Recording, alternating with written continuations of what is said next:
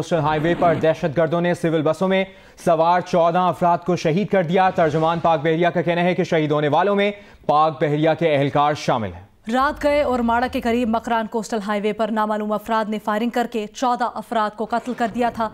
इब्तदाई तहकीकात के मुताबिक मुसाफिरों को शनाख्त के बाद बस से उतार कर कत्ल किया गया था।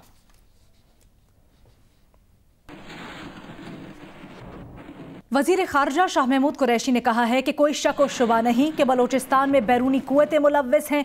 भारत के अज़ाइम नाकाम बनाने पर बलोचिस्तान की आवाम की शुक्रगुजार हैं। भारत के अज़ाइम को समझना है और उसके लिए तैयार रहना है। ये भी कहा कि भारतीय जारियत के खिलाफ तमाम इख्तलाफात भुलाकर मुत्तहिद हैं। भारत मसाइल हल करने के बजाय बहाने बना रहा है। नई आने वाली भारतीय हुकूमत से उम्मीद है कि दानिशमंदाना फैसले करे। पाकिस्तान की कोशिश है कि कशीदा सूरत हाल को बेहतर किया जाए।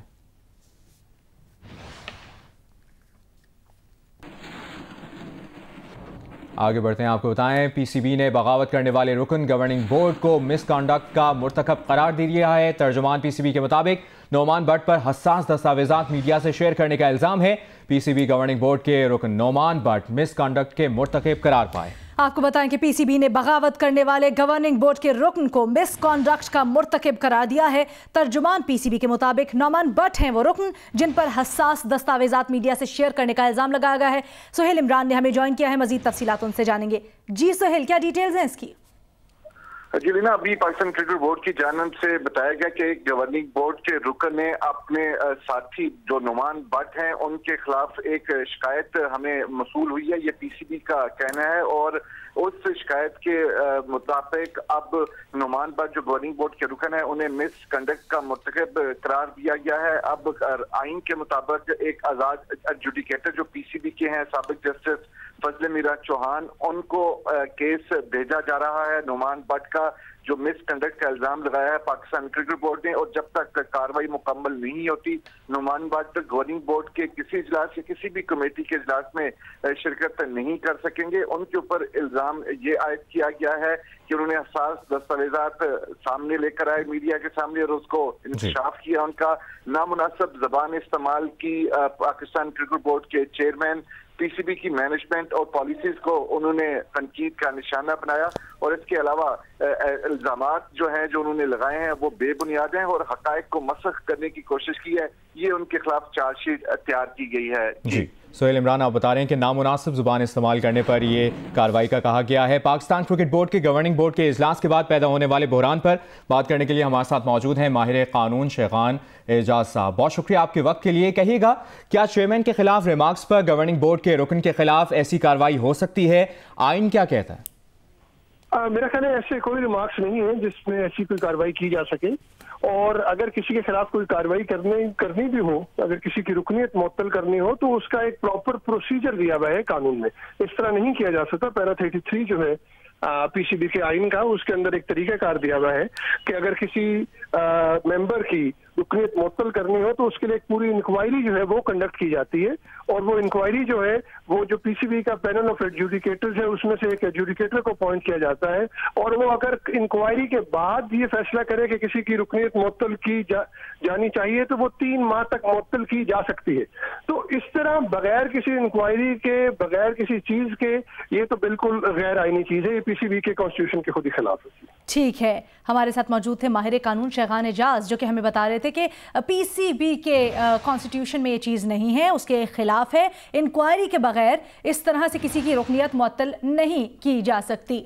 अच्छा, ये भी कहिएगा शेखान एजाज साहब, जवाबी कार्रवाई क्या एक्सपेक्ट की जा सकती है? क्या जवाबी कार्रवाई में क्या मौक़िफ़ अपनाया जा सकता है आपके ख्याल में? देखिए, ये जो सारी चीज हुई है, एक चीज है कि जो कल जो इजलास में फैसला हुआ उसमें वो मेजॉरिटी डिसीजन था और मेजॉरिटी ने डिसीजन वो रेजोल्यूशन के साथ किया और जो फैसला है वो बोर्ड का फैसला ही तस्वर किया जाएगा। जवाबी कार्रवाई ये जो रुकनीत, इस हवाले से तो इसकी अदालत से रुजू किया जा सकता है और इसकी कानूनी जो रेमेडी है वो अवेल की जा सकती है कि एक चीज जो है जो गलत है उसको फिर सेटिसाइड करा जाए, ये अदालत से रुजू किया जा सकता है। अच्छा शेखान साहब, अगर आप थोड़ा सा वाज़ेह कर सकें, पीसीबी के जो रूल्स हैं, कवानीन हैं, उनमें कौन सा एग्जैक्ट पैरा है या कौन सा एग्जैक्ट आर्टिकल है जो ये कहता है कि ये अगेंस्ट है? ये पैरा 33 जो है वो डील करता है इस चीज से कि जब किसी मेंबर की रुकनीत जो है वो मुअत्तल करनी हो तो उसका क्या तरीकेकार है। तो पैरा 33 के अंदर बड़ा वाज़ेह है पीसीबी के कॉन्स्टिट्यूशन में कि वो इंक्वायरी जो है वो कंडक्ट की जाएगी, और इंक्वायरी जो पीसीबी के पास जो पैनल ऑफ एडजुडिकेटर्स हैं, जिसमें सुप्रीम कोर्ट और हाई कोर्ट के रिटायर्ड जजेस हैं, उनमें से कोई एक एडजुडिकेटर अपॉइंट किया जाएगा जो ये इंक्वायरी कंडक्ट करेगा, और उसके बाद अगर वो किसी को कसूरवार ठहराए तो फिर उसकी रुकनीत मुअत्तल की जा सकती है, और उसमें भी मियाद दी हुई है कि 3 माह तक मुअत्तल की जा सकती है। और अगेन अगर वो किसी की रुकनीत मुअत्तल की जाए तो वो इसके खिलाफ भी अपील कर सकता है, ये भी मौजूद है उसमें। अच्छा शहगान साहब, थोड़ा सा ये भी बताइएगा, क्या इस तरह से अगर कोई तजवीज़ पेश की जाती है या किसी बोर्ड में या फिर इंतज़ामिया में किसी भी अहलकार के अगेंस्ट कोई करारदाद पेश की जाती है, तजवीज़ पेश की जाती है, तो क्या उसको मिसकॉन्डक्ट समझा जाता है आइन के मुताबिक, या फिर उस पर रायशुमारी होती है और उसके बाद फैसला बोर्ड का होता है? देखिए, ये बिल्कुल किसी तरीके से भी मिसकंडक्ट नहीं बनता। एक चीज है कि जब हम बात करते हैं पीसीबी की, तो that is Pakistan cricket board, वो चेयरमैन पाकिस्तान क्रिकेट बोर्ड नहीं है। जो पाकिस्तान क्रिकेट बोर्ड है वो 10 मेंबर्स पे मुश्तमिल है, और उससे ये मतलब निकालना कि जो चेयरमैन है जो कि एक इंडिविजुअल है वो अपनी इंफरादी हैसियत में फैसले कर ले, ये नहीं है। और अगर बोर्ड के मेंबरान जो है वो अपना जमहूरी हक एक्सरसाइज करते हुए कोई फैसला करते हैं तो ये बिल्कुल उनका हक है। अच्छा शहगान साहब, ये भी कहेगा जो पैरा नंबर 33 का आपने जिक्र किया पीसीबी के आइन का, अगर मुअत्तली अमल में आती है तो कितने माह की मुअत्तली होती है इसमें? फिर इसमें 3 माह तक की मुअत्तली का लिखा हुआ है कि 3 माह तक मुअत्तल किया जा सकता है, लेकिन अगेन ये जो मुअत्तली का फैसला होता है इंक्वायरी के बाद, इसको भी चैलेंज किया जा सकता है, इसके लिए भी उसमें अपील की प्रोविजन मौजूद है। अच्छा, अब जो अभी तक की इत्तलात हमारे सामने आई हैं, सोहेल इमरान भी हमें उससे मुतल्लिक आगाह करें शहगान साहब, उसमें है कि अब वो किसी गवर्निंग बोर्ड के इजलास में नहीं बैठ सकेंगे नौमान भट्ट, उन पर पाबंदी आयद की गई है। तो क्या ऑप्शंस मौजूद हैं नौमान भट्ट के पास, अब आगे किस तरह से इस पर कार्रवाई कर सकते हैं? देखिए, बिल्कुल ये जो चीज है, ये जब इन राइटिंग आ जाती है सामने तो जाहिर है इसको हाई कोर्ट में चैलेंज किया जा सकता है कि ये किस कानून के तहत ये पाबंदी आयद कर रहे हैं। ये तो नहीं है कि जब जिस तरह भी जो जिसका दिल करे वो कर ले, एक कानून है, पीसीबी का कॉन्स्टिट्यूशन है, उसके अंदर रहते हुए ही फैसले किए जा सकते हैं। तो बिल्कुल इसको हाई कोर्ट से रुजू किया जा सकता है, इसको चैलेंज किया जा सकता है। अच्छा शहगान साहब, ये भी कहेगा जो जिक्र किया था कल सदर सियालकोट रीजन नौमान भट्ट ने मीडिया से बात करते हुए, उन्होंने ये भी कहा था कि एहसान मानी का रवैया डिक्टेटरशिप वाला था, पीसीबी के आइन में एमडी की कोई गुंजाइश नहीं है। इसको जरा एलेबोरेट कर दीजिएगा, फिर क्या क्या गुंजाइश है पीसीबी के आइन में? जी, पीसीबी के आइन के अंदर एमडी की पोस्ट के हवाले से कोई बिल्कुल किसी चीज का जिक्र नहीं है, और बिल्कुल उसमें नहीं लिखा हुआ कि एमडी की कोई पोस्ट है। और अगर ये ऐसा कोई फैसला हो तो जाहिर करना हो तो वो जाहिर बोर्ड के अप्रूवल के साथ थ्रू प्रॉपर रेजोल्यूशन इसी तरह किया जा सकता है। अच्छा, थोड़ा सा इस पे अगर आप वाजे कर दें, क्या चेयरमैन का ये इस्तेहकाक नहीं होता कि वो अपनी मर्जी से कोई तैनाती कर सके, इसमें वीटो कर सके चीजों को? देखिए, एक चीज है, मैंने एक चीज जिस तरह पहले कहा कि जो पीसीबी का कॉन्स्टिट्यूशन है उसमें जो फैसले हैं वो बोर्ड ने करने हैं, बोर्ड और चेयरमैन में फर्क है। तो ये तो चेयरमैन की जिम्मेदारी है कि वो बोर्ड के मेंबर्स को मेंबरान को अपने साथ लेकर चले। तो फैसले जो है बोर्ड की मीटिंग में तो जमहूरी तरीके से ही होंगे, और यही कानूनी तरीका है कि अगर जो मेजोरिटी है वही जो फैसला करेगी वही होगा। आमतौर पे हम यही देखते आए हैं कि जो चेयरमैन क्रिकेट बोर्ड के होते हैं, मेंबर्स उनके साथ कोऑपरेट करते हैं और साथ चलते हैं। सही है। आप तो अगर मेजोरिटी अगर एक साइड पे है तो वो बिल्कुल फैसला कर सकते हैं, ये बिल्कुल इसमें कोई कानूनी तौर पे वो सही फैसला है। सही है। तर्जुमान पीसीबी के मुताबिक नौमान भट्ट पर हसास दस्तावेजात मीडिया से शेयर करने का इल्ज़ाम है। पीसीबी ने बगावत करने वाले रुकन गवर्निंग बोर्ड को मिसकॉन्डक्ट का मुर्तकिब करार दिया है। सोहेल इमरान हमारे साथ मौजूद थे, शहगान एजाज साहब मौजूद थे, बहुत शुक्रिया आप दोनों का।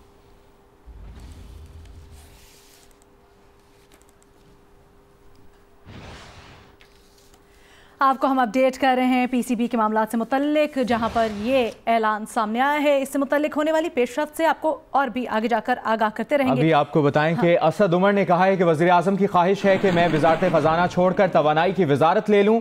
मैंने वज़ीर आज़म को एतमाद में लिया है कि मैं मज़ीद काबीना का हिस्सा नहीं रहूँगा। मेरा यकीन है कि इमरान खान पाकिस्तान के लिए उम्मीद है। असद उमर ने कहा है कि हम इंशाअल्लाह नया पाकिस्तान बनाएंगे। उन्होंने कहा है कि वज़ीर आज़म की ख्वाहिश है कि मैं वज़ारत ख़जाना छोड़कर तवानाई की वज़ारत ले लूँ। हमारे नुमाइंदे अशरफ मलखम ने हमें ज्वाइन किया है, उनसे मज़ीद तफसीलात जानेंगे। अशरफ, ये सोशल मीडिया पर बयान सामने आया है और एक तरफ वो ज़राए से आने वाली खबरें, क्या तफसीलात हैं आपके पास? जी, हमारी इतला के मुताबिक असद उमर की वज़ीर-ए-आज़म इमरान खान की बड़ी तफसीली मुलाकात हुई है, जिसमें उन्हें अपने परफॉर्मेंस का भरपूर अंदाज में जिक्र किया और जो टफ डिसीजन उनके बारे में तफसील से बात की है। उसके बाद उनका कहना था कि अगर आपकी यही मर्जी है कि मैं वजीर खजाना मजीद ना रहूं तो मैं हमेशा पार्टी के साथ रहा हूं, आइंदा भी साथ रहूंगा, तो मैं आइंदा कैबिनेट का हिस्सा नहीं रहूंगा। मैं तवानाई की वजारत या किसी और वजारत का कतन उम्मीदवार नहीं हूं। मैं एक मेंबर असेंबली की हैसियत से अपनी खदमात पार्टी के लिए और पार्लियामेंट के लिए जारी रखूंगा, लेकिन मैं कैबिनेट का हिस्सा फिर नहीं रहूंगा। जिसको हमारे जराये के मुताबिक, जिसकी ऑफिशियली कोई तस्दीक नहीं हो सकी, लेकिन हमारे जराये का यही कहना है कि असद उमर ने इस सूरत में वजीर खजाना की पोजीशन से हटाए जाने की सूरत में कोई और वजारत ना लेने का फैसले से वज़ीर आज़म को आगाह कर दिया और कहा कि मैं मजीद काबीना का हिस्सा फिर नहीं रहूंगा। वजह उसकी उन्होंने यही बताई है कि जो पिछले 6-7 महीने का दौर था, भरपूर मुश्किलात का दौर था, इकॉनमी का हर चीज डावाडोल थी। अब बहुत मुश्किल से मेजर सख्त फैसले लेकर मैंने तनकीद बर्दाश्त की है। अब टाइम था कि उन पॉलिसीज पर अमल दरामद करते हुए इनको आगे बढ़ाया जाए, स्पेशली इस वक्त जबकि बहुत से इंपॉर्टेंट डिसीजन होने हैं। खास तौर पे IMF का डेलीगेशन आने वाला है हमारी इत्तला के मुताबिक 26 या 27 तारीख को।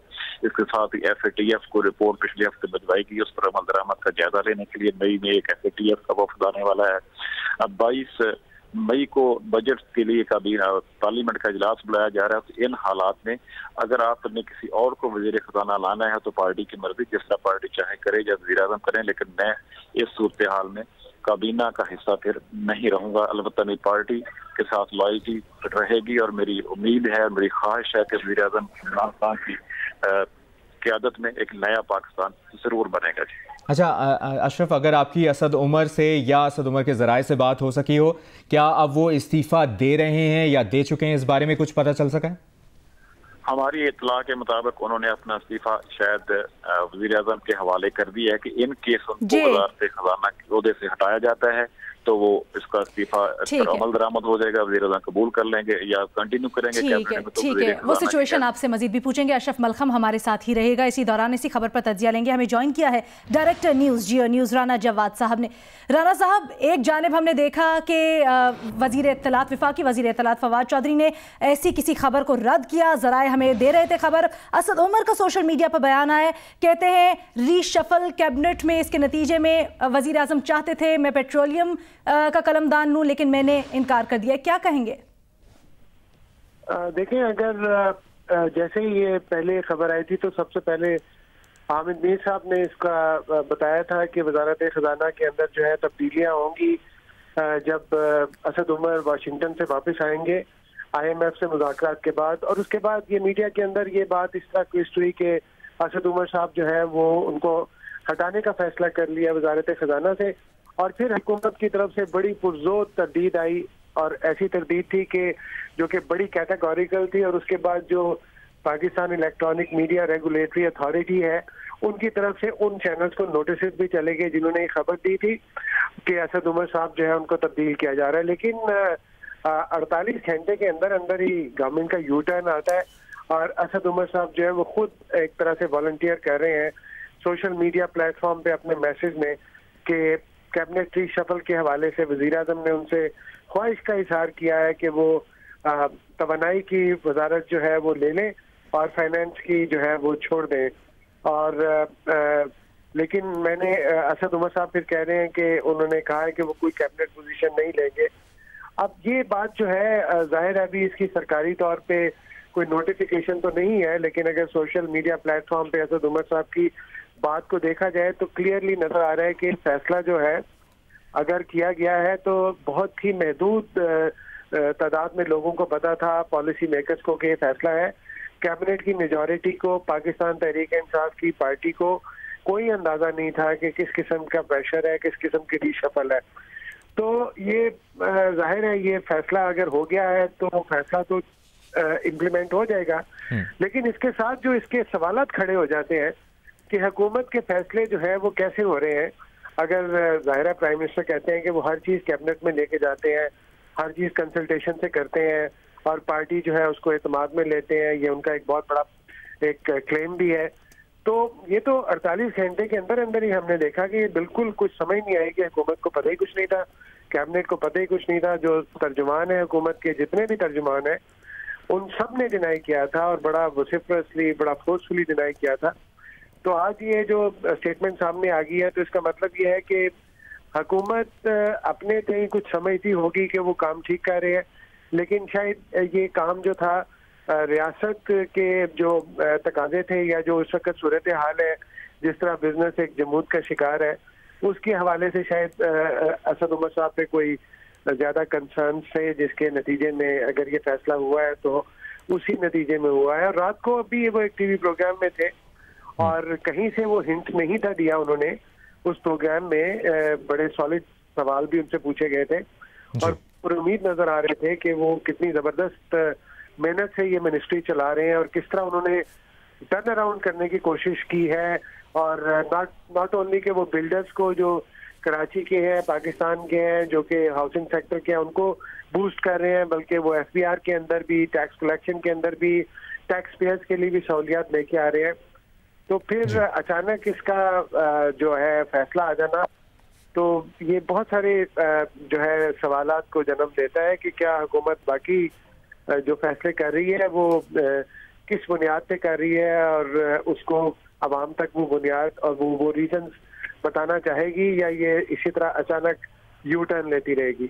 सही। राना जवाद साहब साथ ही रहेगा। हमें ज्वाइन किया है सीनियर सहाफ़ी तज़कियाकार सुहेल वड़ाई साहब ने। सुहेल वड़ाई साहब, असद उमर का ताज़ा बयान सोशल मीडिया पर, उन्होंने कहा है कि वज़ीर आज़म की ख्वाहिश है कि वो वजारत ख़जाना छोड़कर तवानाई की वजारत ले लें। क्या ये इस बात की अक्कासी है कि वज़ीर आज़म इमरान खान उनकी परफॉर्मेंस से मुतमईन नहीं थे? बिल्कुल, मेरा ख्याल है it was on the cards, बल्कि डिले किया गया है। असद उमर साहब बिल्कुल जो ना इमरान खान की तवक्कुआत पर और ना अवाम की तवक्कुआत पर पूरा उतरे हैं। उनकी हमें जो वजारत खजाना पर तैनाती है, इससे 500 अरब का नुकसान हुआ है। पाकिस्तान की स्टॉक मार्केट का, पाकिस्तान की रुपये की डेप्रिसिएशन का और ओवरऑल इकनॉमिक जो जवाल आया है इस दौरान। मेरा ख्याल है कि वो बड़े ज़हीन होंगे, बड़े काबिल होंगे, लेकिन मुल्क के खजाना की वजारत चलाने के वो अहल नहीं थे। ये पहले 2 महीनों में ही पता चल गया था जब वो ये फैसला ना कर सके कि IMF के पास कब जाना है, और उन्होंने इतना डिले किया कि जिससे रुपये की डेप्रिसिएशन हुई, इकनॉमिक मेल्टडाउन हुआ और बिल्कुल इस वक्त इकॉनमी जो है वो शट डाउन पे थी। और इमरान खान को उनके मौसम भी और उनके साथी भी ये मशवरा दे रहे थे कि अगर आपने वजारत खजाना के अंदर तब्दीली ना की तो आपकी सारी हुकूमत जो है वो खतरे का शिकार होगी, आपको ये भींट देनी पड़ेगी जो असद उमर साहब हैं। और मुझे लगता है कि इसी तरह पंजाब के अंदर भी तब्दीली लानी पड़ेगी, और अगर इन गवर्नमेंट जो है वो 5 साल चलनी है तो इन्हें अंदर रिफॉर्म्स लानी होंगी, और जो जहाँ जहाँ प्रॉब्लम्स हैं गवर्नमेंट के अंदर उनको ठीक करना होगा। KP की गवर्नमेंट के ऊपर भी एतराज़ात हैं, पंजाब की गवर्नमेंट भी बहुत ही स्लो वर्किंग का शिकार है, बल्कि डेडलॉक का शिकार है।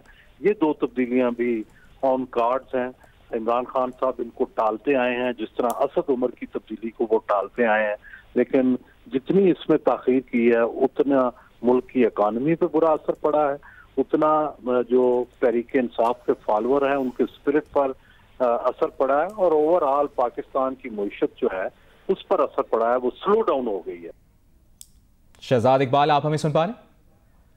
शहजाद हमारे साथ ही थे और आपसे कुछ देर बाद उनसे दोबारा रब्ता करेंगे। मज़हर अब्बास साहब से जानना चाहेंगे। मज़हर अब्बास साहब, जो शॉट अभी हमने सुनाया है ये गुज़श्ता हफ्ते का है, ज़्यादा दूर की बात नहीं है, जब असद उमर ने कहा कि वज़ीर आज़म इमरान खान ने उनको कहा कि मुल्क को तुम्हारी ज़रूरत है, तो क्या वो अब ज़रूरत ख़त्म हो गई? अब इसका जवाब भी इमरान खान ही बेहतर दे सकते हैं कि अगर असद उमर को मुल्क की ज़रूरत थी तो ऐसी क्या वजह थी कि उन्होंने ये जो है इस्तीफ़ा दिया या उनसे इस्तीफ़ा लिया। ये या तो असद उमर इसका बेहतर जवाब दे सकते हैं, और आज लोग अगर उनकी प्रेस कॉन्फ्रेंस में ये सवाल उनसे ज़रूर करें कि हज़ारों ख्वाहिशें ऐसी कि हर ख्वाहिश पे दम निकले, उस शेर को अब आप किस तरीके से पढ़ेंगे, या कोई नया शेर जो है वो पढ़ेंगे। लेकिन देखिए, असल में वही पिछले हम चंद हफ्तों से देख रहे हैं, और ख़ास तौर पे इस हवाले से कि जिस तरीके से चीज़ें ऊपर गई हैं, जिस तरीके से महंगाई ऊपर गई है, जो डॉलर का क्राइसिस आया था, जो डॉलर ऊपर गया है, उसकी कोई सही मानों में वजाहत सामने नहीं आई। जो एकदम मेडिसिन की प्राइसेस ऊपर गई, एक तरह रोजमर्रा की अशिया की चीजें जो हैं वो ऊपर गई हैं। और अभी रमजान आ रहा है, और रमजान में आपको अंदाजा है कि रमजान में 100% या 200% ऊपर चली जाती हैं चीजें। ऐसे में कौन आदमी जो है, कौन ऐसा बोल्ड मिनिस्टर होगा? हो सकता है मुराद सईद साहब अपने आप को ऑफर कर दें क्योंकि वो बड़े जज्बाती आदमी हैं। हो सकता है अली अहमद खान अली मोहम्मद अपने आप को हाजिर कर दें, क्योंकि यही पीटीआई का प्रॉब्लम रहा है कि उनकियां आज शाम पता नहीं होता कि कल क्या होने जा रहा है, और यही सबसे बड़ा उनका प्रॉब्लम रहा है। जो मैं पॉलिटिकल टेम्परेचर की बात कह रहा था, देखिए नैब अपने केसेस कर रही है, आप नैब को केसेस करने दें। हर दूसरे रोज फवाद चौधरी साहब को आके एक प्रेस कॉन्फ्रेंस करने की क्यों जरूरत महसूस होती है? हर दूसरे दिन शहजाद अकबर साहब को आके नैब के तर्जुमान बनने की क्यों जरूरत पेश आती है? उससे होता क्या है? उससे रद्द-ए-अमल सामने आता है, मुस्लिम लीग नून का आता है, पीपल्स पार्टी का आता है। इसीलिए पार्लियामेंट नहीं चल पा रही, इसीलिए पार्लियामेंट में एक क्राइसिस खड़ा हुआ है चीजों को। तो चीजों को अपने नेशनल कोर्स में आगे जाने दें, चीजों को उन चैलेंजेस के सामने। और मैं बहुत पहले से ये कह रहा हूं कि लोगों से सच बोलें। लोगों से आपने इलेक्शन से पहले झूठ बोला कि हम आते ही चीजें तब्दील कर देंगे। आपको पता था क्या क्राइसिस है, आपको पता था कितना शदीद बहरान है। आप लोगों को अगर पहले ज़हनी तौर पे तैयार करते कि हमें 1-1.5 साल की कुर्बानी देनी पड़ेगी, जो आप 6 महीने बाद आके कह रहे हैं या 8 महीने बाद कहते हैं कि अभी 1.5 साल या 2 साल हमें और कुर्बानी देनी पड़ेगी, तो यही बात आप पिछले साल इलेक्शन से पहले कहते तो लोग ज़हनी तौर पे तैयार होते। अब एक नया क्राइसिस खड़ा होने जा रहा है। ऑलरेडी आपसे चीजें जो हैं, बहुत सी चीजें नहीं संभल पा रही। और सबसे बदकिस्मती आज जो खबर ये डोमिनेट कर गई असद उमर की, देखिए आज ही पाकिस्तान के लिए और खुद तहरीक इंसाफ के लिए एक अच्छी खबर थी कि इमरान खान साहब का नाम टाइम मैगजीन में 100 मुमताज शख्सियात के लिए में आया है इमरान खान का। ये एक अच्छी खबर थी पाकिस्तान के लिए। लेकिन ऐसे ही दिन इतना बड़ा बहरान खड़ा हो जाना, तो जो दुनिया में हम मैसेज दे रहे हैं, IMF को दे रहे हैं, वर्ल्ड बैंक को दे रहे हैं, वो बहुत अच्छा नहीं दे रहे। ठीक है, ठीक है। मज़हर अब्बास साहब हमारे साथ ही रहेगा। जैसे कि हम ये जानने की कोशिश कर रहे हैं, ये मनाजिर आपको साथ साथ लाइव दिखाते चलें कि वज़ीर ख़ज़ाना असद उमर जो कि अब से कुछ देर बाद प्रेस कॉन्फ्रेंस करेंगे, उससे मुतल्लिक भी आपको अपडेट करते रहेंगे। इसके साथ साथ आपको ये भी बताएं कि हम जानने की कोशिश कर रहे हैं कि वो क्या वजूह हैं जिनकी बिनाद पर ये फैसला लिया गया, और ज़राए ये दावा करते हैं कि वज़ीर ख़ज़ाना असद उमर की इस वक्त बराह रास्त आपके लिए चलते हैं। वज़ीर ख़ज़ाना असद उमर प्रेस कॉन्फ्रेंस कर रहे हैं। ज़हन में कुछ सवाल आते तो उनके भी जवाब दे दूँ। छोटी सी 2-4 बातें मैं करूँगा। उससे पहले सबसे पहले तो जी मैं जैसे मैंने उसमें लिखा है कि वज़ीर आज़म जो हैं, तो उन्होंने पहले भी कहा था ये कि परफॉर्मेंस जो है कौन सा स्पीकर किधर से ऑन होता है,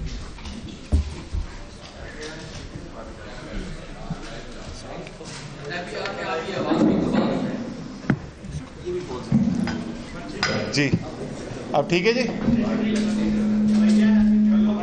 यार आपने मुश्किल काम करा। अच्छा जी, जी जनाब, जैसे मैं कह रहा था कि जैसे मैंने उसके अंदर ट्वीट के अंदर लिखा था कि वज़ीर आज़म जो है वो काबीना का रीशफल करने जा रहे हैं, और उसके अंदर रीशफल में उन्होंने मुझसे ये कहा कि वो चाहते हैं कि मैं एनर्जी का पोर्टफोलियो लूँ। लेकिन उसके बाद रात को हमारी बात हुई थी, फिर सुबह हमारी मुलाकात भी हुई, तो उसमें मैंने उनको कन्विंस कर दिया है कि मुझे इजाज़त दें कि मैं कैबिनेट से स्टेप डाउन कर दूं। लेकिन कैबिनेट से स्टेप डाउन करने का ये मकसद हरगिज़ नहीं है, जैसे मैंने उनको भी कहा कि इमरान खान को और उनके नए पाकिस्तान के विजन को सपोर्ट करने के लिए मैं अवेलेबल नहीं। वो पहले भी था, वो आज भी अवेलेबल हूँ, और मैं ख़ास तौर पर शुक्रिया अदा करना चाहता हूँ इमरान खान का। मज़े की बात यह है कि मेहताब 18 अप्रैल 2012 को ख़बर लगी थी, जहाँ तक मुझे आज सुबह जो मुझे कोई दिखा रहा था शहबाज, वो एक्सप्रेस ट्रिब्यून की खबर थी, हेडिंग लगी थी असद उमर PTI ज्वाइन कर रहे हैं। तो एग्जैक्टली 7 साल बाद, और ये 7 साल का सफ़र जो है बड़ा अमेजिंग जर्नी जिसको बोलते हैं कि एक बहुत ही ऐसा सफ़र गुजरा है जिसके अंदर मुश्किल भी देखी है, अच्छे वक्त भी देखें, लेकिन दिल को तस्कीन हुई है कि कुछ करने की ऐसी कोशिश की है कि जिससे मुल्क के लिए बेहतरी हो सके। और इसीलिए इमरान खान ने मुझे बार बार कहा था कि आप आएँ, कि मैं चाहता हूँ कि मुल्क की बेहतरी के लिए आप हमारे साथ मिल के काम करें। इस सफ़र के अंदर जी मैं जो PTI के सपोर्टर्स हैं, अमूमी तौर पे उन तमाम का शुक्रिया अदा करना चाहता हूँ। बेतहाशा मोहब्बत खुलूस मिला है मुझे उनसे। ख़ास तौर पे मैं शुक्रिया अदा करना चाहता हूँ हमारे पीटीआई के जो यूथ हैं, नौजवान जो हैं जी, उनका ख़ास तौर पे मैं शुक्रिया अदा करना चाहता हूँ। और सोशल मीडिया पे हमारे जो वॉलंटियर्स हैं, जो कभी कभी कुछ लोग ये समझते हैं कि हमारे कहने पे कर रहे हैं, लेकिन वो इतने जज्बाती खुलूस वाले लोग हैं, वतन की बेहतरी चाहते हैं और कुछ भी नहीं चाहते। उनका मैं ख़ास तौर पे मैं उनको सलाम पेश करना चाहता हूँ। मैं वाकई में समझता हूँ कि ये जो जुनून और जज्बे से भरे हुए नौजवान जो हैं, इनके बगैर आज इमरान खान वज़ीर आज़म नहीं हो सकते थे, असद उमर वज़ीर ख़ज़ाना नहीं हो सकते थे। तो उनको ख़ास तौर पे मैं खराज अकीदत पेश करना चाहता हूँ। दूसरा मैं शुक्रिया अदा करना चाहता हूँ जी NA48 और अब NA54 के अवाम को। NA48 के अवाम ने अपोजिशन में थे, काम कम करवा सकते थे, उसके बावजूद बेतहाशा इज़्ज़त दी, प्यार दिया। और NA54 के जो अवाम है, मैं उनका खुसूसी शुक्रिया अदा करना चाहता हूँ कि जितना उन्होंने सब्र और तहम्मुल का मुजाहरा किया, कि देखते थे कि मैं मुश्किल एक ज़िम्मेदारी पे हूँ तो टाइम नहीं दे सका, कम टाइम दिया, उसके बावजूद जो है उन्होंने शिकायत नहीं की, तो उनका भी मैं शुक्रिया अदा करना चाहता हूँ। थोड़ा सा मैं ये भी कहना चाहता हूँ कि मईशत कहाँ पे खड़ी हुई है और हम इस वक्त किधर जा रहे हैं। कल मैंने रात को टीवी प्रोग्राम किया था, बड़ी तफसीली हमने बात की थी। दोबारा थोड़ा दोहरा रहा हूँ, लेकिन मेरे ख्याल में ज़रूरी है कि जो वज़ीर ख़ज़ाना आगे आएंगे उनके लिए भी रिकॉर्ड पे बात रख दी जाए कि जहाँ पर मईशत खड़ी थी वो पाकिस्तान की मईशत के, ये मैं बात कर रहा हूँ उस वक्त की जब इलेक्शन हुआ, हुकूमत बनी तहरीक इंसाफ की, वो पाकिस्तान की तारीख़ की मईशत की ख़तरनाक तरीन लम्हात में से एक थे। लोग ये कहते हैं कि उसमें कुछ अच्छी सूरत हाल भी थी और कुछ बुरी भी थी, और ये सच है, अच्छाई बुराई दोनों चल रही होती है। लेकिन जो बुराई थी वो उस नौइयत की थी कि वो बिल्कुल ही आपको खाई में गिरा सकती थी। और उस सूरत हाल से मुश्किल फ़ैसले किए गए, निकलने के लिए बेहतरी भी आई, आदाद शुमार के अंदर नज़र भी आई, और वो हमने देखा है।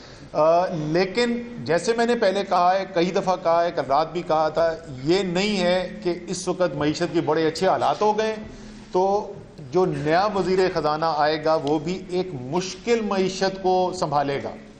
और उसकी भी जिस वक्त मेरी अपॉइंटमेंट हुई थी तो मुझे याद है तमाम लोग मुझे इंटरनेशनल मीडिया वाले जो इंटरव्यू करते थे वो भी यही कहते थे, लोकल जर्नलिस्ट भी कहते थे कि पाकिस्तान की मुश्किल तरीन जॉब असद उमर के पास है। तो वो शायद उतनी मुश्किल ना हो, लेकिन अभी भी मेरे ख्याल में मुश्किल तरीन जॉब जो है वज़ीर आज़म के बाद यही है। तो उनके लिए भी मैं उम्मीद करता हूं कि पूरी उनको सपोर्ट मिलेगी, जो भी सपोर्ट की ज़रूरत है। बेहतरी की तरफ हम जा रहे हैं, इसमें कोई शक नहीं होना चाहिए। इस मईशत में बड़ी जान है, सिर्फ थोड़े मुश्किल फ़ैसले करने की ज़रूरत है और थोड़े सब्र तहम्मुल की ज़रूरत है। अगर हम वो मुश्किल फ़ैसले नहीं करने को तैयार, और अगर हम थोड़े जल्दबाजी करेंगे तो हम फिर वही उसी खाई में दोबारा गिरने का ख़तरा पैदा करेंगे। तो मेरी सिर्फ यही रिक्वेस्ट होगी सब लोगों से कि जो भी आए, फ़ैसले जो करे, उसके साथ अगर मुश्किल फ़ैसले करता है तो उसके साथ फिर खड़े होने की भी ज़रूरत है।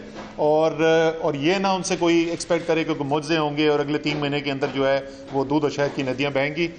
इसी के साथ जी मैं ख़त्म करता हूँ।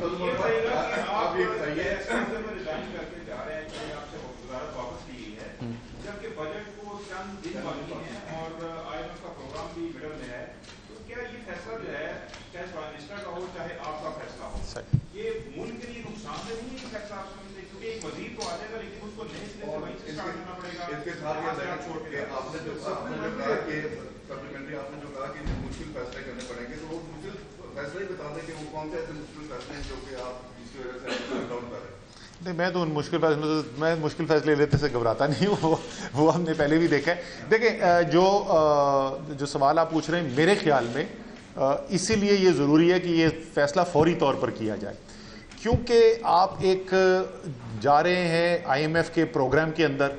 जो अगला बजट आपका आएगा वो बजट जो है वो उस IMF के प्रोग्राम को रिफ्लेक्ट करेगा। इसलिए जो शख्स आगे जिम्मेदारी ले रहा है उस प्रोग्राम को इम्प्लीमेंट करने के लिए, ऑलरेडी लेट है ये, अगर इससे 1 महीने पहले होता तो और बेहतर होता, लेकिन अभी भी जो है जो फैसला जब आपने किया तो फौरी तौर पर उसको इम्प्लीमेंट करना ज़रूरी है, ताकि उसकी जो डिटेल्ड इम्प्लीमेंटेशन है उसके अंदर तो शामिल हो। बजट के अंदर जाहिर है आपने जो आप पूछ रहे थे मुश्किल फैसला कि मुश्किल बजट होगा, लेकिन उस मुश्किल बजट के अंदर जाहिर है चॉइसेस होती हैं, आप बहुत मुख्तलिफ तरीके से उस अदाद शुमार पे पहुंच सकते हैं, तो इसलिए उसका इस्तेकाक होना चाहिए जिसने इम्प्लीमेंट करना है।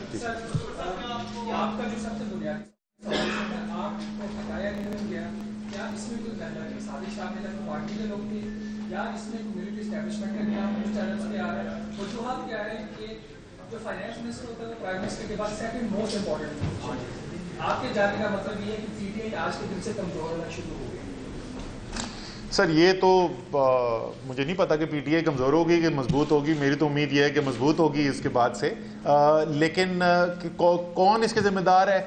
शहबाज आप मुझे जानते हो, मुझे इन चीज़ों में कभी इंटरेस्ट ना दिलचस्पी रही ना है। मुझे आप में से बहुत लोगों के फ़ोन कॉल्स आए, बड़े लोगों ने मुझे बताया जी ये हो रहा है वो हो रहा है। मैं कहता यार मैं 14 घंटे काम कर रहा हूँ, मैं इसलिए इधर आया था कि अगर मैं कोई कंट्रीब्यूट कर सकता हूँ पाकिस्तान की मईशत के लिए, पाकिस्तान के लिए उमूमी तौर पे अगर कोई कंट्रीब्यूशन करता तो मैं इसलिए आया था। मैं तो कोई साजिशों का हिस्सा बनने के लिए नहीं आया था, अगर कोई कर रहा है तो ज़रूर करे। तो सच्ची बात है, मैं आपसे कोई बात छुपा के नहीं कह रहा, सच्ची बात है कि मुझे नहीं पता कि कोई साजिश हुई है कि नहीं हुई है। मेरा जो कप्तान है उसने मुझसे कहा कि जी मैं आपको इस रोल के अंदर देखना चाहता हूँ, मेरे ख्याल में वो मुनासिब नहीं था, मैंने उनसे इजाज़त ले लिया। सपोर्ट हम इंशाल्लाह करते रहेंगे। जी मैं था बेसिकली जो है वो आप कह रहे हैं कि कोई इस तरह की साजिश हुई है कि आप नहीं करते, लेकिन एक क्रिटिसिज्म जो शुरू से आ रहा था, क्योंकि उसने भी इकोनॉमिस्ट भी और आपकी तनकीद 3 साल में भी लिया कि उन्होंने कहा कि IMF के प्रोग्राम में जल्दी चले जाना चाहिए। सही।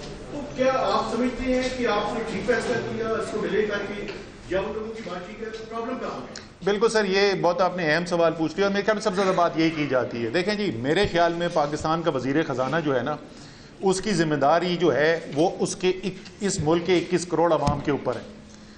उस 21 करोड़ अवाम की ज़िंदगी बेहतर करने के लिए कारोबारी तबका जो है, जो ताजिर है, जो सनतकार है, वो उसका वसीला ज़रूर बनता है। आपने एक मईशत चलानी है जो प्राइवेट सेक्टर से चलानी है, लेकिन इस वज़ीर ख़जाना की ज़िम्मेदारी जो है वो कैपिटल मार्केट का या बैंकिंग सिस्टम की प्राइमरी रिस्पॉन्सिबिलिटी नहीं है, वो सिर्फ वसीला है। ये मैं कह रहा हूँ कि उसकी ज़िम्मेदारी है कि वो भी बेहतर है। तो जब मेरे पास अगर ये चॉइस आती है कि मैं ऐसे फैसले करूं जिससे 2 महीने 3 महीने की अनसर्टेनिटी हो, और दूसरी तरफ मेरे पास ये चॉइस हो कि मैं पाकिस्तान के अवाम को कुचुमर निकाल के रख दूं, तो मैंने पहले भी यही फैसला किया था। मैं 3 महीने में पहले क्या कहता था मैं आप लोगों को, क्या अब होगा असद उमर को गालियां पड़ेंगी ना मैं खा लूंगा गालियां। मैं पाकिस्तान के अवाम को कुचुमर निकालने के लिए नहीं तैयार। वो हमने करके दिखाया। IMF का एग्रीमेंट जिन बुनियाद के ऊपर हुआ, तनकीद पहले महताब ये होती थी कि जब आप देर करेंगे तो ज्यादा मुश्किल होता जाएगा, हमने उससे बहुत बेहतर टर्म्स के ऊपर फाइनलाइज करके दिखाया है। सो मेरे ख्याल में तो बिल्कुल ठीक फैसला किया, लेकिन इस पर दो राय हो सकती है किसी और फैसले के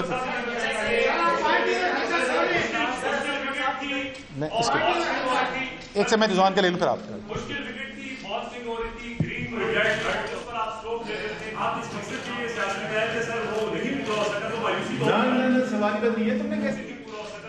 ना सवाल ही नहीं है। तुमने कैसे कहा कि जिस मकसद के लिए सियासत में आए थे नहीं पूरा हो सकता? मैं आज भी यकीन रखता हूं इंशाअल्लाह ताला नया पाकिस्तान बनेगा। मैं आज भी यकीन करता हूं इमरान खान लीड करेगा इस नए पाकिस्तान को बनने के लिए। मैंने तो कोई नहीं शर्त लगाई थी कि मुझे वजीर बनाओगे तो फिर मैं सपोर्ट करूंगा। मैं पहले भी हाजिर था, मैं आज भी हाजिर हूं। जिस वक्त मैंने नौकरी छोड़ी थी ना रिजवान, तो उस वक्त तहरीक इंसाफ पार्लियामेंट में ही नहीं थी, ठीक है ना, ऑपोजिशन तो दूर की बात। मैंने पहला इलेक्शन 2013 का इलेक्शन लड़वाया, मैंने टिकट नहीं मांगा, मैं तो कैंपेन चला रहा था। तो मेरी ये जो नए पाकिस्तान बनाने की ख्वाहिश और जो मेरी खिदमत हाजिर थी बेहतर पाकिस्तान के लिए, वो कुर्सी पे मुनसर नहीं थी।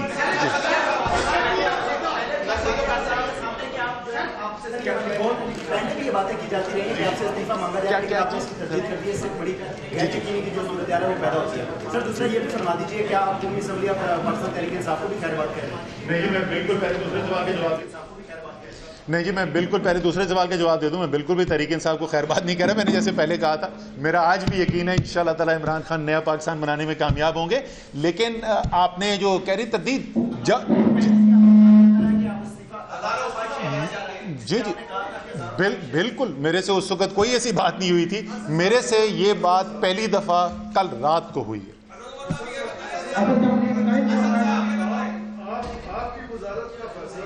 सामने आ गया, और वजारतों के बारे में भी चीजें गर्दिश में हैं, तो आप बताएंगे कि अब इसके बाद किस वजारत का नंबर आ रहा है? जी, मेरे ख्याल में जो मेरी वज़ीर आज़म से बात हुई है, या आज रात को या कल सुबह जो बाकी वो तब्दीलियाँ करना चाहते हैं उनकी अनाउंसमेंट हो जाएगी। क्या आपको कोई रीजन बताई है एक को हटाने की? दूसरा ये बताएं, जिस तरह आपने शुरू में अपने बयानिया में फरमाया, क्या आप प्रैक्टिकल पॉलिटिक्स से थोड़ी देर के लिए बना के उन्हें अपनी सियासत? नहीं सर, मैं क्या बताइए? देखिए, रीज़न तो बड़ी सादा है। रीज़न ये है कि इस वक्त हमारी जो सूरत हाल है मईशत की, वो एक मुश्किल वक्त से गुजर रहे हैं, और ऑपोजिशन जो है वो एक उसको बहाना भी बना रही है एक प्रेशर क्रिएट करने का। तो अगर एक फ्रेश टीम आएगी और वो फ्रेश टीम आके काम करेगी तो हो सकता है बेहतरी भी नज़र आए, और ना भी नज़र आए तो कम से कम उनको टाइम तो थोड़ा आपको देना पड़ेगा ना। जी जी, दूसरी जी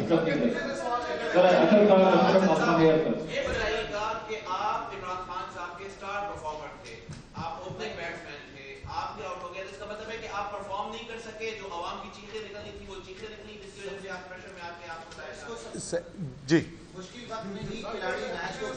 सर, मैं छोड़ के बिल्कुल भी नहीं जा रहा। मैं इधर ही हूँ। जो आपका सवाल था, देखें, जाहिर है वज़ीर आज़म के जहन के अंदर इससे बेहतरी आ सकती है, इसीलिए वो ये करवा रहे हैं। जहाँ तक चीखों की ताल्लुक है, वो मैं बहुत तफसील से पहले भी बात कर चुके हैं। हम मुवाजना आपके सामने पहले रख चुके हैं। 8 माह का, अब तो मेरा 8 माह ख़त्म हो गया ना, पहले 8 माह जो थे पीपल्स पार्टी के दौर के, वो भी रिकॉर्ड निकाल के रख लें, वो भी बैलेंस ऑफ पेमेंट क्राइसिस के बाद थे। पहले 8 माह का दौर मुस्लिम लीग नून के भी निकाल के रख लें, और पहले 8 माह का दौर तहरीक इंसाफ का निकाल के रख लें। इसके बावजूद कि जो बहरान हमें मिला था, ये वो पिछले बहरान उसका अशर अशीर नहीं थे, उसके बावजूद बेहतर परफॉर्मेंस की है इमरान खान की हुकूमत ने। जी, क्या नहीं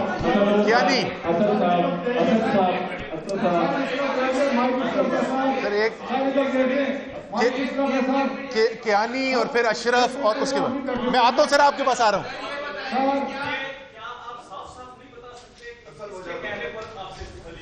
सर मैं आपको देखें, ऑफ एयर भी मुझसे बात करेंगे। यहाँ पे बहुत कमरे में लोग बैठे हुए हैं जो मुझसे ऑफ एयर बात कर चुके हैं, मैं उनका नाम नहीं यहाँ लेना चाहता, और आज की बात नहीं है, इससे पहले करते रहे।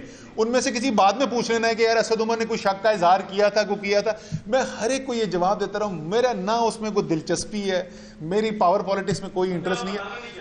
नहीं, मुझे जेन्युइनली पता नहीं है ये ज्यादा, और मैं हर एक को ये बोलता था, साफी आप है सर, ये तो सर आप बताएंगे। जी अशरफ आप जब भी किसी रिपोर्ट को वापस लिया जाता है या उसको एलिवेट किया जाता है या किसी नाकामी को सुधार दिया जाता है, जब आपकी प्राइम मिनिस्टर से मुलाकात हुई, यकीनन उन्होंने कुछ जिक्र किया होगा जहाँ जहाँ फाइनेंस मिनिस्ट्री नाकाम है। दूसरा आपने रिफ्यूज किया एनर्जी इंडस्ट्री लेने से, इट शोज कि आपने प्रोटेस्ट किया है, वरना अभी politician wants to be member of cabinet, आप कैबिनेट में जाने से इनकार कर रहे हैं। अशरफ, फिर आप मुझे जानते नहीं है ये आप उमूमी तौर पे शायद सही बात कर रहे होंगे। मैं खान साहब को याद दिला रहा था, वज़ीर आज़म को, कि जिस दिन मैंने ज्वाइन किया था, आखिर दिन जिस दिन मैंने फाइनली हाँ किया ना, तो उनकी बहन के घर हम बैठे हुए थे, और मैंने उनको कहा था कि अच्छा, मैंने कहा अच्छा जी कर लेते। वो पूछ रहे थे मैं कि चाहते क्या हैं, पट्टी चले असद उमर पाकिस्तान तरीके इंसाफ से, हाँ। तो मैंने कहा अच्छा चले कर देते हैं। एक चीज याद रखना, मैं आपके लिए नहीं कर रहा, मैं पाकिस्तान के लिए कर रहा हूँ। उन्होंने कहा इसलिए तो मैं चाहता हूँ। मैंने कहा इसका मतलब समझ लें, मुझे आपके पास कुछ नहीं है देने के लिए जिसमें मुझे इंटरेस्ट हो, तो मुझे जो मैं आज़ाद ज़हन कहूँगा। सो ये कोई प्रोटेस्ट नहीं है मेरी, जैसे मैंने पहले कहा, मेरी कोई मशरूत नहीं थी इमरान खान को सपोर्ट मेरी कोई कैबिनेट पोजीशन से, और ना पहले थी ना आज है। आज भी इधर बैठ के मैं आपको बोल रहा हूँ कि इमरान खान इंशाल्लाह ताला नया पाकिस्तान का ख्वाब पूरा करेंगे। एक खातून है यार, उनकी सुन लें जी।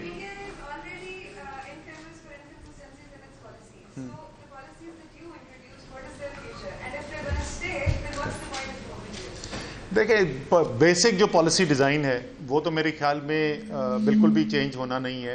जो बेसिक पॉलिसी डिज़ाइन है, जो स्पेसिफिक इम्प्लीमेंटेशन के तरीके होते हैं उसमें फ़र्क हो सकता है, एंड ज़ाहिर है जो भी शख्स आएगा उसका अपना माइंड होगा। लेकिन मोटी मोटी चीज़ें, इधर कमरे में जो एक्सपीरियंस बीट रिपोर्टर्स बैठे हुए, आप इनसे बात कर लें तो ये 10 में से 10 वही बताएंगे कि मोटी मोटी चीज़ें क्या करने की है। तो वो रॉकेट साइंस तो है जी।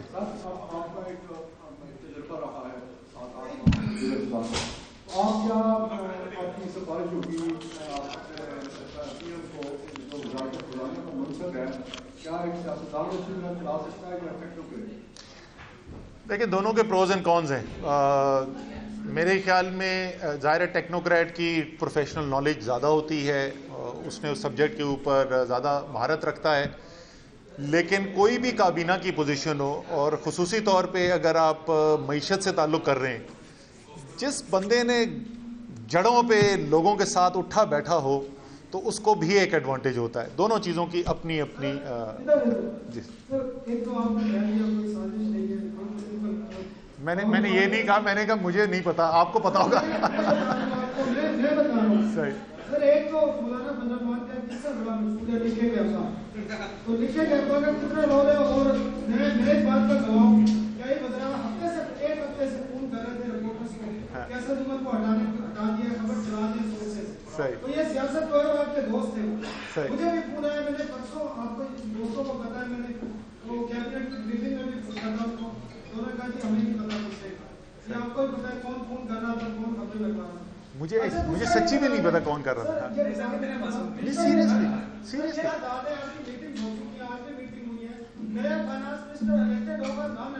अच्छा, मैं जो आपको बोल रहा हूँ ना कि मैं बता रहा हूँ ना, आप में से बहुत सारे लोगों ने मुझसे बात की होगी, मुझे लोग ये कहते रहते हैं कि आपके कॉलीग्स जो हैं वो करें, अगर कोई कमरे में एक बंदा मुझे बता दे, मैंने मुड़ के पूछा हो कौन सा कॉलीग था, मैं कभी सवाल ही नहीं पूछता। जी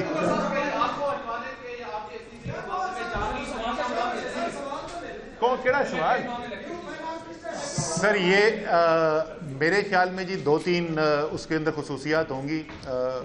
एक ये कि वो होगा जिसको वज़ीर आज़म मुंतखब करेंगे, दूसरा ये है कि नेक सीरत होगा, तीसरा ये कि काबिल होगा, चौथा ये कि मेहनती होगा, और आपको कितनी चीजें बताऊं।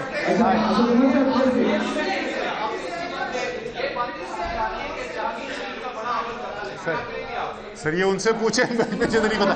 आखिरी सवाल सर, क्या नहीं बहुत शुक्रिया सर, आपने सबके सवाल किए, लेकिन एक आखिरी सवाल है, दिल पर हाथ रखने से मुझे बता दें कि क्या पीटीआई में नॉन इलेक्टेबल्स पर ज्यादा हावी है? दिल पर हाथ रखिए, आंसर दीजिए। नहीं, ये मैंने बड़ा इल्जाम सुना है, बिल्कुल भी ऐसा नहीं है। बहुत सारे ऐसे लोग हैं जो इलेक्टेड हैं और बेतहाशा वजन रखते हैं, असर और रसूख रखते हैं, और ऐसे भी लोग हैं जो इलेक्टेड नहीं हैं और वो भी असर और रसूख रखते हैं। तो ऐसा नहीं है कि 8 महीने में 8 महीने में गिनती कमजोर है आपकी। हाँ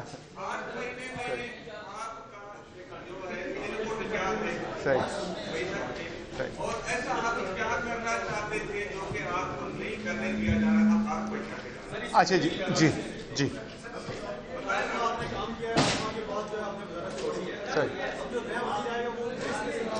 देखिए, मैं इसका जवाब दे, तो मेरे ख्याल में आखिरी ये कर लेते हैं। इसका जवाब ये है कि बिल्कुल मईशत की जो बुनियादी चीज़ें हैं ना, आप उनको जब तक ठीक नहीं करेंगे, ये मीडिया में कोई सवाल नहीं पूछता है इसके ऊपर।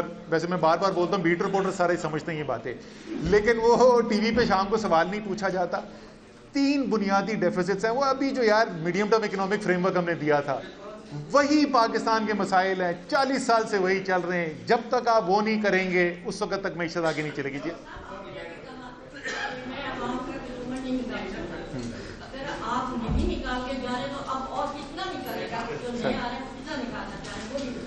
सर, मैं ये नहीं कह रहा जो नए आने वाले, मैं तो कह रहा हूं कि मैं सुन लेना मेरी बात। मैंने क्यों कहा, इसलिए नहीं कि अभी निकलने वाला है, मैंने इसलिए कहा कि जो मुआहदा हमारे पास सामने रखा था, जिसको हमने साइन नहीं किया, उसमें और आज जो मुआहदा होने जा रहा है उसमें बहुत फर्क है।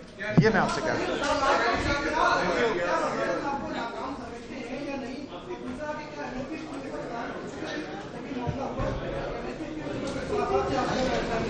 नहीं, एमनेस्टी स्कीम का इससे कोई ताल्लुक नहीं है, ये तो मैं आपको पक्का कह सकता हूँ। जहाँ तक मेरे ख्याल में जो हमने 8 महीने में काम किए, कुछ ऐसी चीजें थी जिसमें बड़े अच्छे रिजल्ट मिले, कुछ ऐसी चीजें थी जिसके अंदर रिजल्ट ठीक नहीं मिले। Assalamu alaikum, I'm Huma Amir Shah. And I'm Abdullah Sultan. For more videos and updates, what you have got to do, you have got to click the subscribe button. Don't forget to watch Geo News.